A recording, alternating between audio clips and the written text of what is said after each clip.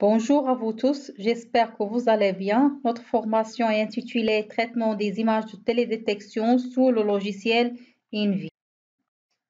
Aujourd'hui, on va commencer par le TP01, c'est la visualisation des images satellites. Pour cela, on va ouvrir tout d'abord le logiciel INVI à partir du menu Démarrer. L'interface graphique s'affiche. Il propose un menu principal à partir duquel sont accessibles toutes les fonctionnalités du logiciel. Donc, on va découvrir ensemble chaque menu au fur et à mesure de l'avancement des travaux pratiques. Maintenant, on va ouvrir une image Landsat à partir du menu File, Open Image File. On va sélectionner les 11 bandes spectrales qui constituent l'image Landsat. Ensuite, on va cliquer sur le bouton Ouvrir. Donc, les différentes bandes spectrales se chargent dans la fenêtre Available Band List.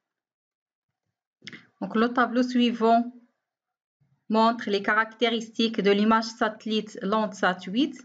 Donc, elle est constituée par 11 bandes spectrales et chaque bande est captée dans un intervalle de longueur d'onde donné. Maintenant, on va ouvrir une image ou bien une bande spectrale. Par exemple, on prend la bande 5, on clique sur Band, Grayscale, ensuite Load Band. Donc, le mode de visualisation au niveau de gris n'affiche qu'une seule bande. Le niveau de gris varie entre 0 et 255. Le 0 correspond au noir et 255 au blanc. Donc, plus le pixel est sombre, plus sa réflectance est faible. Donc, le logiciel affiche 3 fenêtres. Donc, la fenêtre Display, le scroll et la fenêtre de zoom. Donc, pour le carré rouge sur la fenêtre scroll, permet de délimiter la zone géographique qui s'affichera sur la fenêtre display et le carreau rouge sur la fenêtre display délimite la zone géographique qui s'affichera sur le zoom. Maintenant, de la même manière, on va afficher la bande 4 et la bande 3.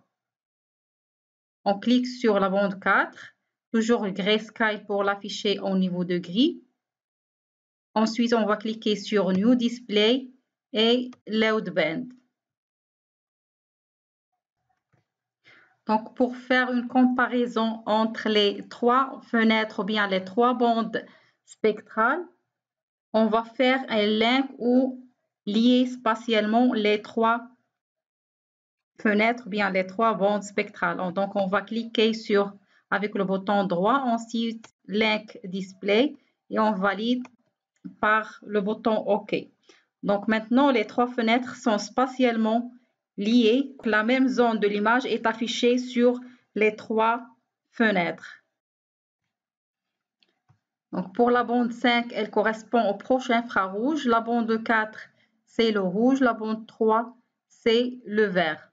Donc, comme vous remarquez ici, donc dans le proche infrarouge, on remarque que la végétation apparaît dans des teintes grises plus ou moins claires et inversement dans les 2 autres bandes spectrales. Donc, ce qui signifie que la végétation a une forte réflectance dans le proche infrarouge. Maintenant, on va fermer toutes les fenêtres ouvertes pour ouvrir une composition colorée. Donc, l'affichage en composition colorée consiste à attribuer des couleurs aux bandes spectrales. L'image résultante est dite composition colorée et se compose de 3 plans de couleurs, le rouge, le vert et le bleu. Donc, pour cela, on va sélectionner le RGB Color. On va attribuer à la bande 5 le rouge, la bande 3, le vert, et la bande 4, pardon, le vert, et la bande 3, c'est le bleu. Ensuite, on va cliquer sur Load RGB. Il s'agit ici d'une composition en fausse couleur. Donc, elle présente l'avantage de permettre la visualisation de données n'appartenant pas au spectre du visible. Par exemple, ici, c'est le proche infrarouge, mais aussi des données de type radar ou bien hyperspectral ou bien d'élévation. Donc, autrement dit, elle transforme la donnée non visible mais enregistrée par un capteur en une donnée visible.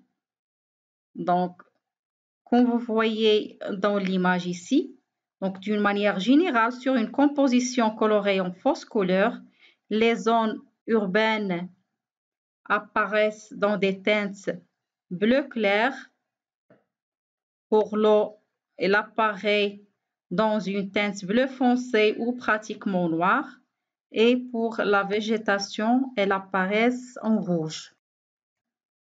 Pour aujourd'hui, on va s'arrêter à ce niveau. Merci pour votre attention et à la prochaine vidéo, Inch'Allah.